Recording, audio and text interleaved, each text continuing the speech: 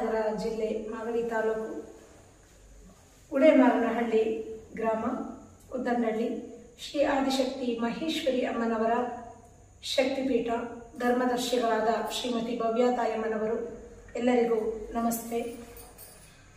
ಇಂದು ಮಾತನಾಡುವಂತಹ ಉದ್ದೇಶ ಸಕಲ ಭಕ್ತಾದಿಗಳು, ಭಕ್ತವೃಂದದವರು ಹಾಗೂ ಅಕ್ಕಪಕ್ಕದ ಗ್ರಾಮಸ್ಥರು ಈಗ ನಡೀತಾ ಇರುವಂತಹ ರಾಜಕೀಯದ ಬಗ್ಗೆ 4 ಹಿತನುಡಿಗಳನ್ನು ಕೊಟ್ಟು ಯಾವ ರೀತಿಯಲ್ಲಿ ನಮ್ಮ ಸರ್ಕಾರ ಭವಿಷ್ಯವನ್ನು ರೂಪುಗೊಳ್ಳುತ್ತೆ ಅನ್ನುವಂತಹ ಪ್ರಶ್ನೆಯನ್ನು ನಮ್ಮಲ್ಲಿ ಒಟ್ಟಿ ಅದನ್ನು ತಿಳಿಸ್ಕೊಡಿ ಅಂತ ಕೇಳಿದ್ದಾರೆ.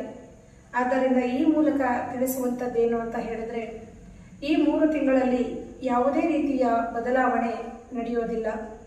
ಆ ನಂತರದಲ್ಲಿ 3 ತಿಂಗಳ ನಂತರದಲ್ಲಿ ಸಾಕಷ್ಟು ಬದಲಾವಣೆ ನಡೆಯುತ್ತೆ. ಮೈಸೂರು ಪ್ರಾಂತ್ಯ ಮತ್ತು ಉತ್ತರ ಕರ್ನಾಟಕದ ಪ್ರಾಂತ್ಯದಲ್ಲಿ ಜಟಾಪಟಿಗಳು ನಡೆಯುತ್ತೆ. ತದನಂತರದಲ್ಲಿ ಮೈಸೂರಿನ ನಾಯಕತ್ವವನ್ನು ವಹಿಸುವಂತಹ ವ್ಯಕ್ತಿ ಜನನಾಯಕನಾಗಿ ಉಳಿತಾರೆ. ಮತ್ತೆ ಇತರರು ಇನ್ನಿತರ ಕಾಯಕಗಳಲ್ಲಿ ಚಟುವಟಿಕೆಗಳಲ್ಲಿ ಮುಳುಗ್ತಾರೆ. ಈ ಮೂಲಕ ತಿಳಿಸುವಂಥದ್ದು ಏನು ಅಂತ ಹೇಳಿದ್ರೆ, ಮೈಸೂರು ಪ್ರಾಂತ್ಯದ ನಾಯಕರಾಗಿ ಸೂಜಿಯ ಮೇಲೆ ತಪಸ್ಸಿನಂತೆ ಇನ್ನ 6 ತಿಂಗಳ ಕಾಲ ಆರ್ಥಿಕ ಸ್ಥಿತಿಗತಿಗಳಲ್ಲಿ ಸ್ವಲ್ಪ ವ್ಯತ್ಯಾಸವಾಗುತ್ತೆ.